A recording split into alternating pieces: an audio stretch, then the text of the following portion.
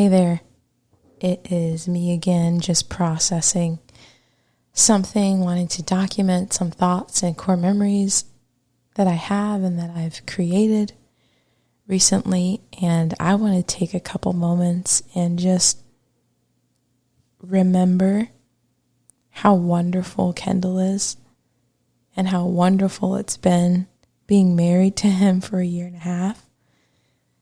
He is truly as genuine as he seems. He loves me immensely. And I'm really grateful to be partnered with him because he is just kind and warm and gentle and loving and considerate and empathetic and a great listener. And he's fun, he's funny, and he has a wonderful heart. And he has never criticized me or said anything negative about me ever. That's kind of crazy. Like, we've been married for 1.5 years, but I've known him since the start of 2020. So in all of that time, I cannot tell you one time that he has criticized me negatively in the sense of, and I don't mean like, here's critical feedback and how maybe we can communicate better or maybe you can do this better. I'm not talking about constructive criticism. I'm talking about the toxic criticism. The stuff is like that I know other people at times go through. Which is so sad, just growing up in church spaces where how you look is everything.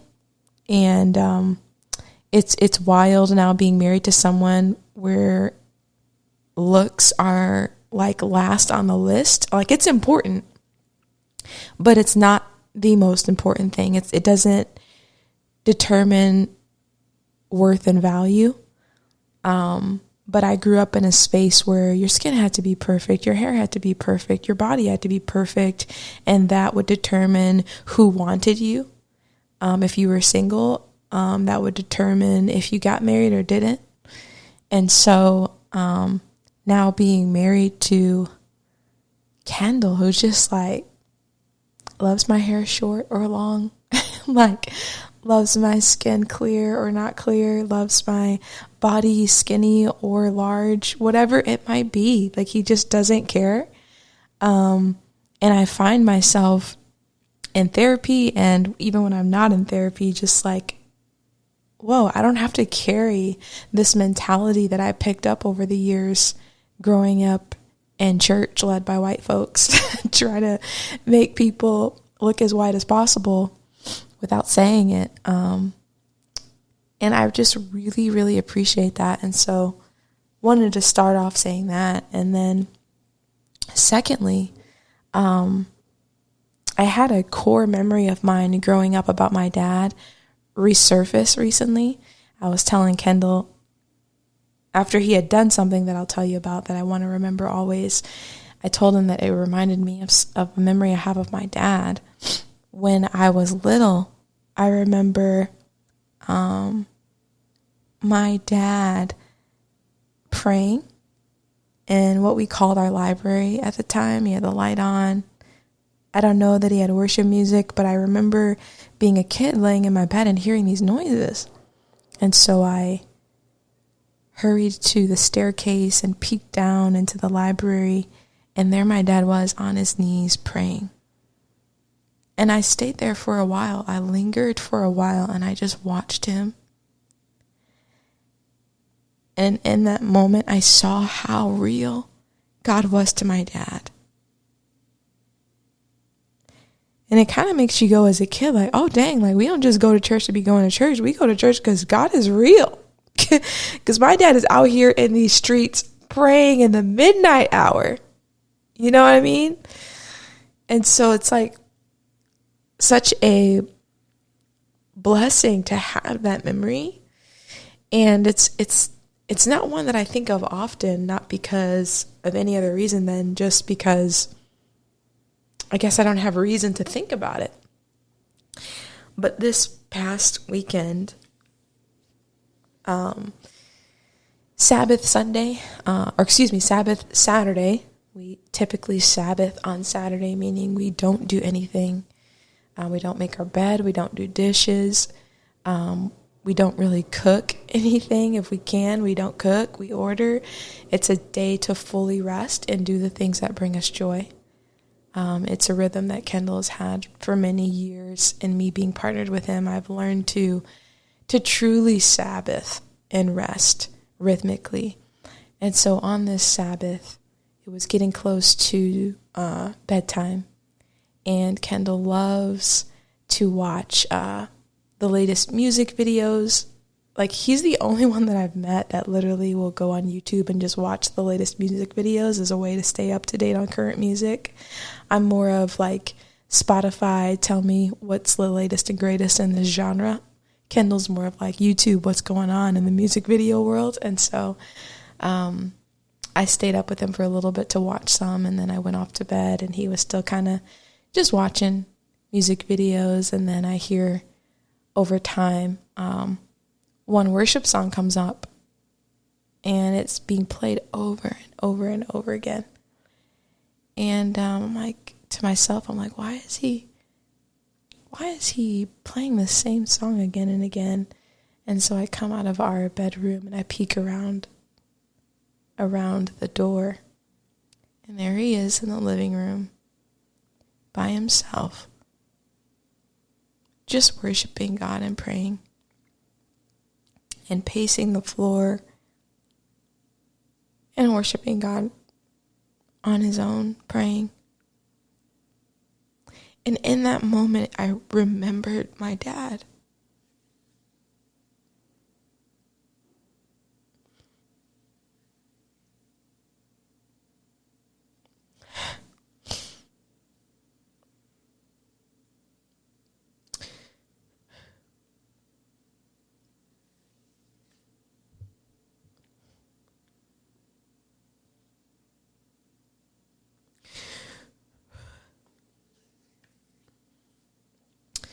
And I remembered, almost felt like God was reminding me, like, this gift that I've given you and Kendall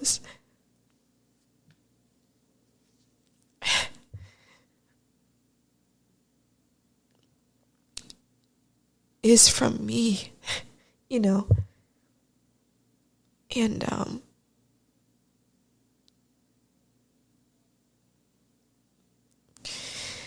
man, I don't even know how to express how it felt to see that. Not just because he was praying by himself or anything like that, but like the specifics of my curiosity and me peeking around the corner. I like to sneak on people. Like, I just like to know what's going on without telling them I want to know what's going on. So like the specifics of me being brought out of my bed out of curiosity from what I was hearing, and then seeing something similar to what I remember my dad doing, because it was so my dad's faith and my mom's faith that brought us as a family through so many things. And then to see that in my life partner was just like almost like a kiss from heaven, like just a gift of like God telling me, I know your core memories, and I just want to bless you once again in this moment and let you know that I saw you as a kid, and I see you now, and I'm with you now. Oh my gosh. And it's something I will never forget, but also wanted to record so that I can remember how I felt, like the emotion of it. And I eventually went out and told Kendall the same memory, and what he was doing reminded me of what my dad did, and I just hugged him and I cried.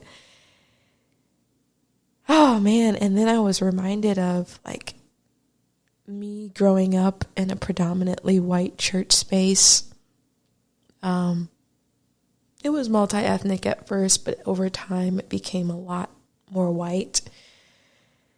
And even when it was multi-ethnic, it was still, people desired whiteness. And so as a black girl, I just remember the circles that I was in, people didn't desire me. Like, guys didn't want to be with me. And I told Kendall, like, if I knew back then that God was going to give me Kendall, man, it just, I don't know that I would have done anything differently. Maybe I just would have rested more and not been worried about who was rejecting me, and not have been worried about being too skinny or my hair being too short or not curly enough or me being too black or my voice sounding too white or whatever it was for people at the time. And seeing people get married and partnered up and all of these things. If I knew then that God was going to give me Kendall, I would not have been worried about anything. And I guess to end this with just like an encouragement for maybe women that are still single, but more specifically Black women, just hang in there. And I hope that my story encourages you, that you are wanted, that you won't always be friend zoned. People won't always see you as comforter or counselor, that you can also be a lover, that someone can romance you, that you are deserving of love for real as you are fully,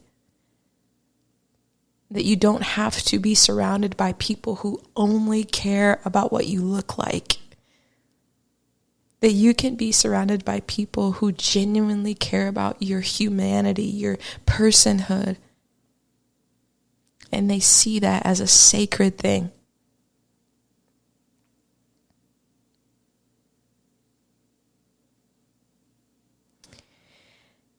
And if there's one thing that I say to people that ask me, like, what's your advice for single Black women now? And granted, shout out to Tor Crittenden, who set me and Kendall up on a blind date. Like, that's just, I'm still baffled by that fact. Like, what? How did this happen? But I'm so grateful for her, one, knowing me and knowing what I'm about, and her knowing Kendall and knowing what he's about, and then putting us together and God doing the rest. But if I didn't meet Kendall on a blind date, how would I have met Kendall? I don't know. But if I didn't meet Kendall on a blind date and I still wasn't with anybody, and knowing what I know now, I would exclude church from the spaces that I'm going to meet my partner, just because of who I am, like my values of deconstruction and decolonizing. Most church spaces, you're going to find people that have not decolonized their faith and that have not deconstructed and are still acting in patriarchy and still see women as second to men. Like, no, I'm done with that. And so what spaces can I put myself in that has people that think like I think, that live life like I live life? And in today's day and age, it's going to be like, think about, like, if you're about what I'm about, like knowing me, listening to my sermons, consuming my content, if you're about what I'm about and you're looking for a partner, I would suggest community development or community organizing spaces. Like, where are the Black men? Where are they having fun? Where are they hanging out? Where are they making friends? And it's probably going to be, even if you're in a state like Arizona where there's a like 8% black community here, but it's so spread out. It's not like a huge concentrated space for us.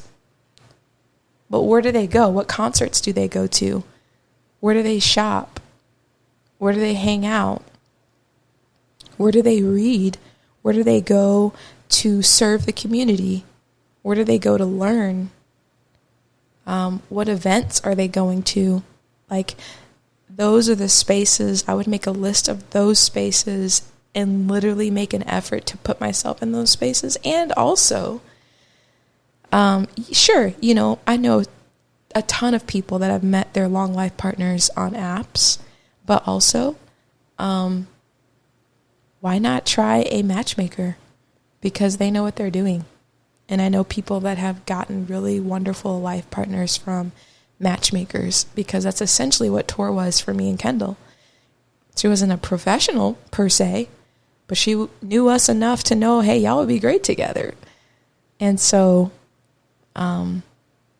anyways, I wanted to process this, say it out loud as a keepsake for myself, but also as an encouragement for maybe someone else that's listening. It's like you can be wanted as you are, Black woman. You don't have to change your hair.